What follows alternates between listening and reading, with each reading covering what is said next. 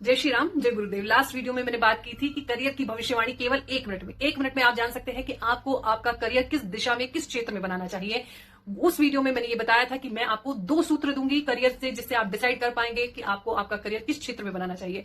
Last video में मैं केवल एक ही सूत्र बता पाई थी। ये वीडियो करियर की भविष्यवाणी का सेकंड पार्ट होने वाला है, तो इस वीडियो को आप बिल्कुल भी स्किप नहीं कीजिएगा, क्योंकि इस वीडियो से आप दूसरे सूत्र से जान सकते हैं कि आपकी करियर की भविष्यवाणी 1 मिनट में कैसे हो सकती है। यानी 1 मिनट में आप कैसे जान सकते हैं कि आपको आपका करियर किस दिशा में चॉइस करना चाहिए। एक सूत्र मैंने लास्ट वीडियो में दिया था, अब इस वीडियो में मैं सेकंड सूत्र देने वाली हूं, जिससे आप जानेंगे कि अपना करियर आप 1 मिनट में कैसे जान सकते हैं कि आपको किस दिशा में करियर का चॉइस करना है। लेकिन आप यदि मेरे चैनल पे फर्स्ट टाइम आए हैं तो आप इस चैनल को सब्सक्राइब कर लीजिए, जिससे कि आगे की वीडियोस, आगे की अपडेट्स आपको बैक टू बैक अवेलेबल हो सके। तो बिना लेट करे स्टार्ट करते हैं वीडियो को। काल पुरुष की जन्म कुंडली में दशम भाव के कारक ग्रह माने जाते हैं शनिदेव। इसलिए हम हर व्यक्ति की जन्म कुंडली में शनिदेव कर्म के कारक ग्रह होते हैं, यानी उनको कार्य करने का पूरा दायित्व उनके हाथ में होता है। इसमें आपको बिल्कुल सिंपल प्रोसीजर अपनाना है। आपको अपनी लग्न कुंडली खोलनी है। आप किसी भी सॉफ्टवेयर में जाकर date of birth, time place डालकर अपनी लग्न कुंडली खोलेंगे। जब आप अपनी लग्न कुंडली खोलेंगे तो उसमें आप देखेंगे कि आपके शनिदेव आपकी जन्म कुंडली के किस घर में बैठे हुए हैं। आपको अपनी उंगली वहीं रखनी है जिस घर में शनिदेव बैठे हैं, वहां से 10 घर आगे, यानी आपको 10 घर की काउंटिंग करनी है। इसे आप इस तरीके से भी कह सकते हैं, या इसे आप इस तरीके से भी कह सकते हैं कि आपकी जन्म कुंडली में शनिदेव जहां बैठे हैं, वहां से शनिदेव की दशम दृष्टि जिस घर पर पड़ रही है, आपको अपना करियर, अपना काम उसी घर के अनुरूप करना चाहिए। तो इसलिए जहां पर शनिदेव की दशम दृष्टि पड़ती है, वो घर आपका सबसे ज्यादा पोटेंशियल ऑफ वर्क या पोटेंशियल ऑफ करियर का घर माना जाता है। इसे मैं एक एग्जांपल से भी समझा सकती हूँ। जैसे यदि आपका शनि लग्न में बैठा है तो उसकी 10वीं दृष्टि 10वें घर पर पड़ेगी। यदि सेकंड हाउस में शनिदेव बैठे हैं तो उनकी 10वीं दृष्टि 11वें घर पर पड़ेगी। थर्ड हाउस में शनिदेव बैठे हैं तो 10वीं दृष्टि 12वें घर पर पड़ेगी। फोर्थ हाउस में शनिदेव बैठे हैं तो 10वीं दृष्टि लग्न पर पड़ेगी। फिफ्थ हाउस में शनिदेव बैठे हैं तो 10वीं दृष्टि सेकंड हाउस पर पड़ेगी। सिक्स्थ हाउस में शनिदेव बैठे हैं तो 10वीं दृष्टि थर्ड हाउस पर पड़ेगी। 7th हाउस में शनिदेव बैठे हैं तो 10वीं दृष्टि फोर्थ हाउस पर पड़ेगी। 8th हाउस में शनिदेव बैठे हैं तो 10वीं दृष्टि पंचम हाउस पर पड़ेगी, यानी 5th हाउस पर पड़ेगी। 9वें घर में शनिदेव बैठे हैं तो 10वीं दृष्टि आपके 6th हाउस पर पड़ेगी। 10वें घर में शनिदेव बैठे हैं तो 10वीं दृष्टि 7वें घर पर पड़ेगी। 11वें घर में शनिदेव बैठे हैं तो 10वीं दृष्टि अष्टम भाव पर पड़ेगी। 12वें घर में शनिदेव बैठे हैं तो 10वीं दृष्टि 9th हाउस पर पड़ेगी। तो इस तरीके से मैंने बहुत इजीली आपको शनिदेव की सारी प्लेसमेंट या दृष्टियां समझा दी हैं।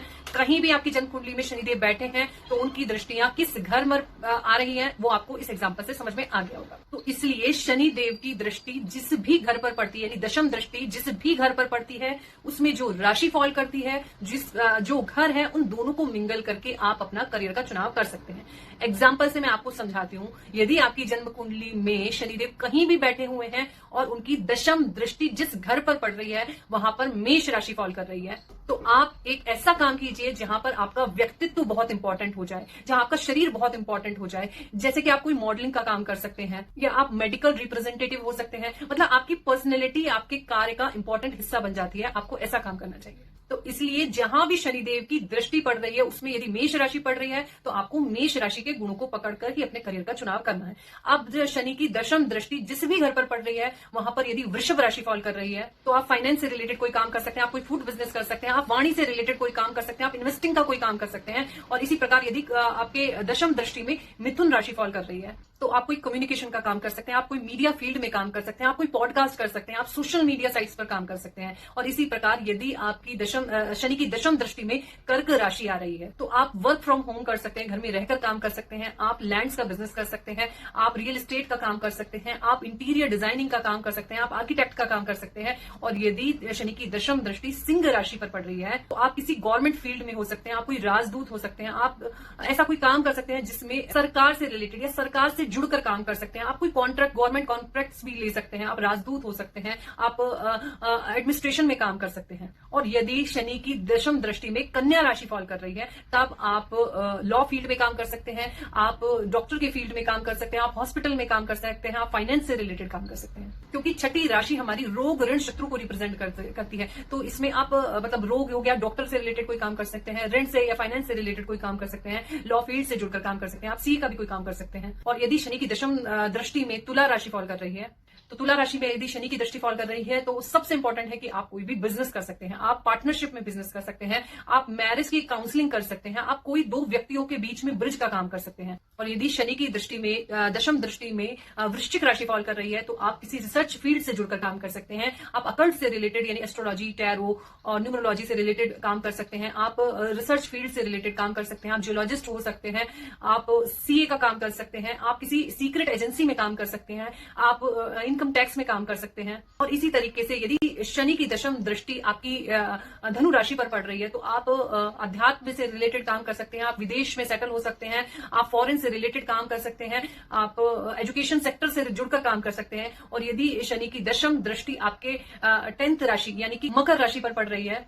यदि मकर राशि पर शनि की दृष्टि पड़ती है तो सबसे इंपॉर्टेंट फील्ड बन जाता है आपका जॉब, कि आप अपना जॉब ही कर सकते हैं, आप नौकरी में अच्छा काम कर सकते हैं। तो आप नौकरी से रिलेटेड कोई भी काम करेंगे तो उसमें आप अच्छा वर्क कर सकते हैं। और यदि आपकी शनि की दशम दृष्टि कुंभ राशि पर पड़ती है, जो ये भी शनि की राशि ही मानी जाती है, आप किसी कम्युनिटी के लिए काम कर सकते हैं, आप कोई स्टार्टअप काम कर सकते हैं, आप कोई स्टार्टअप में अपना पैसा लगा सकते हैं, आप बहुत बड़े कम्युनिटी के लीडर बन सकते हैं, आप पैसे से रिलेटेड काम कर सकते हैं। तो यानी कि जहां पर रोज पैसे का लेन देन होता है, डेली पैसा आता है, डेली पैसा जाता है, तो आप ऐसा कोई काम कर सकते हैं। और यदि शनि की दशम दृष्टि मीन राशि पर पड़ रही है तो आप हॉस्पिटल, आश्रम, जेल से रिलेटेड काम कर सकते हैं। अब जेल से आप डरना नहीं, आप कोई जेल के जेलर भी हो सकते हैं, या जेल में कोई सुविधाएं भी दे सकते हैं। तो इस तरीके से आप जेल से रिलेटेड काम कर सकते हैं, अस्पताल से जुड़कर काम कर सकते हैं, साधना के फील्ड में काम कर सकते हैं, अध्यात्म के फील्ड में काम कर सकते हैं, आप विदेश में जाकर भी काम कर सकते हैं, एक्सपोर्ट इंपोर्ट का काम कर सकते हैं, फॉरेन में आपका बिजनेस सेट हो सकता है, क्योंकि 12th हाउस मोक्ष स्थान है, एकांतवास का स्थान है। तो इसलिए आप कोई साधना के फील्ड में भी काम कर सकते हैं, आप किसी चीज की साधना भी कर सकते हैं और उस साधना को आप आगे लेकर भी आ सकते हैं, समाज में उसे इंट्रोड्यूस कर सकते हैं। कि 12th भाव और मीन राशि गुरुदेव बृहस्पति की राशि होती है, तो ये बहुत प्रोबेबिलिटी होती है कि ऐसे लोग एजुकेशन से रिलेटेड, साधना से रिलेटेड, पूजा पाठ से रिलेटेड भी काम कर सकते हैं। तो ये दो सूत्र एक बहुत हाई प्रोबेबिलिटी बन जाती है कि आप अपना करियर इन्हीं दिशाओं में चूज करते हैं। आई होप ये वीडियो आपको बहुत ही इन्फॉर्मेटिव लगा होगा। इसी तरीके की इंटरेस्टिंग वीडियोस जो बेस्ड है एस्ट्रोलॉजी, न्यूमरोलॉजी और हनुमान जी की भक्ति पर, आप हमारे चैनल को लाइक कीजिए, शेयर कीजिए, कमेंट कीजिए और सब्सक्राइब कीजिए। तब तक के लिए जय श्री राम।